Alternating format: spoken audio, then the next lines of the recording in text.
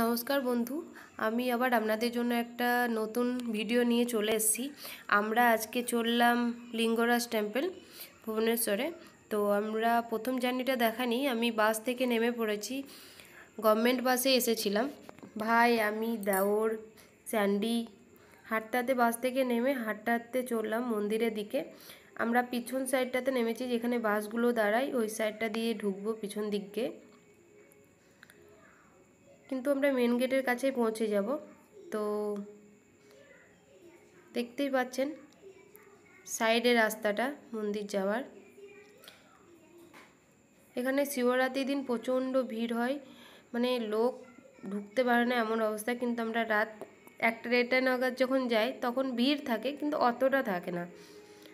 তো আমরা চললাম রাস্তা দিয়ে, একদম মন্দিরের সামনে গিয়ে পৌঁছাবো। ওখানে জুতো রাখার স্ট্যান্ড আছে, মোবাইল রাখার স্ট্যান্ড আছে। প্রথমে গিয়েই আমরা জুতো মোবাইল সব রেখে দিয়ে আসব।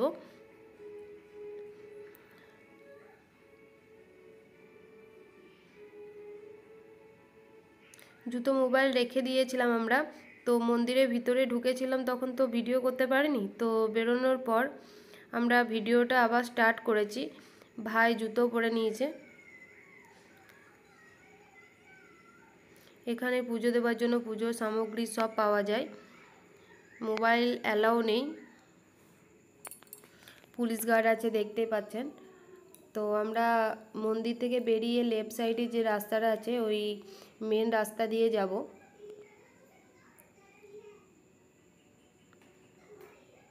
আমরা যেদিক দিয়ে এসেছি ওদিক দিয়ে যাব না, মন্দিরের বেরিয়ে বাঁ সাইড যে রাস্তাটা আছে ওই রাস্তাটা ধরে একদম যেখানে বাস স্ট্যান্ড ওখানটায় যাব।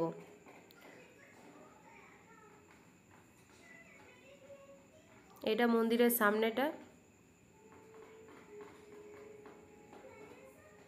ফটো তুলতে ব্যস্ত সবাই।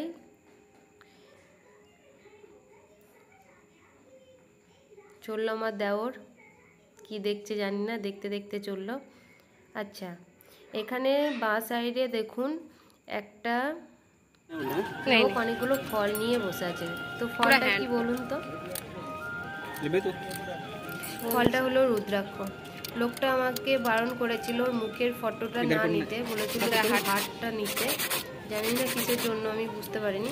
তোর হাতে কেমন করে রুদ্রাক্ষটা বের করছে ভিতর থেকে, কমুখী হয় সেটাই দেখার জন্য ওয়েট করছি আমরা। 50 টাকায় 3 পিস দিয়েছিল। ভালো করে পরিষ্কার করে দিচ্ছে আমাদেরকে, চলো বুঝতে পারা যায়।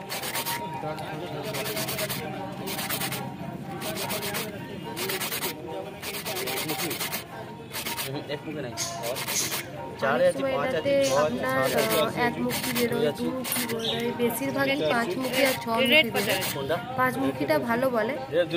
তো ভাইয়ের বেরিয়েছিল, মানে দেওর কিনেছিল, ওর 2টো 5 মুখী বেরিয়েছিল, একটা 6 মুখী বেরিয়েছিল।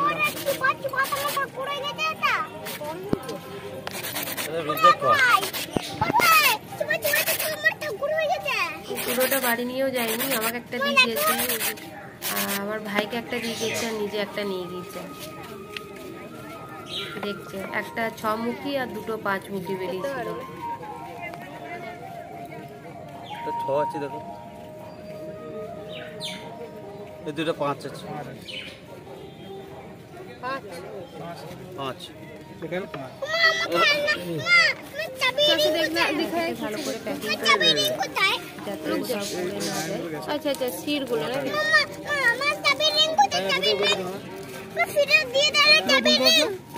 মুখটা কি করেছিস? না না, আমার কাছে আছে। ক্যান্ডি, এখানে কটন ক্যান্ডি খাচ্ছে। মুখটার অবস্থা দেখুন, পুরো লাল হয়ে গেছে। আমাদের নেওয়া হয়ে গেছে রুদ্রাক্ষ। এবার বাঁদিকে রাস্তাটা দিয়ে যাব আমরা। বাঁদিক থেকে আবার রাস্তা একটুখানি গিয়ে ডান দিকে টান নেবো। মন্দিরের সামনেটা দেখাচ্ছে কত সুন্দর সাজানো গোছানো আছে মন্দিরটা। বিকালবেলায় গেছিলাম আমি, ওই 2:30-3টে নাগাদ। তো ভালোভাবে মন্দির দর্শন হয়েছে, ঠাকুরটা ভালোভাবেই দর্শন হয়ে গেছে আমাদের। বাইরে থেকে দেখাচ্ছি আপনাদের কত সুন্দর লাগছে মন্দিরটা দেখুন।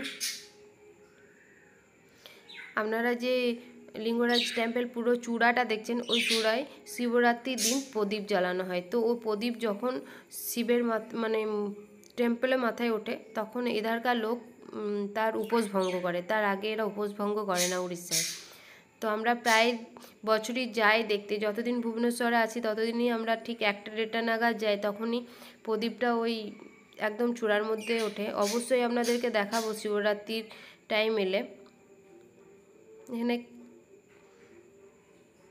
আমরা হাঁটতে হাঁটতে বাঁ দিক দিয়ে চলে গেলাম, ভাইরা বললো গোলা খাবে, তো ওরা বানাচ্ছে, বানিয়ে ওরা আসছে। আমি একটু তাড়াতাড়ি গিয়ে দেখলাম বাস আছে কিনা, 6টায় লাস্ট বাস ছিল, তো ওদের হয়ে গিয়েছে, চলে এসছে বাসের মধ্যে ওরা। আমি উঠে বসেই পড়েছিলাম আগে।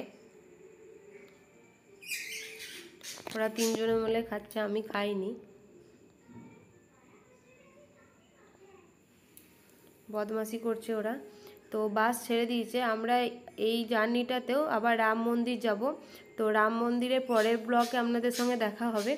এখন এই পর্যন্তই, ভালো থাকবেন, সুস্থ থাকবেন, আবার দেখা হবে পরের ব্লগে।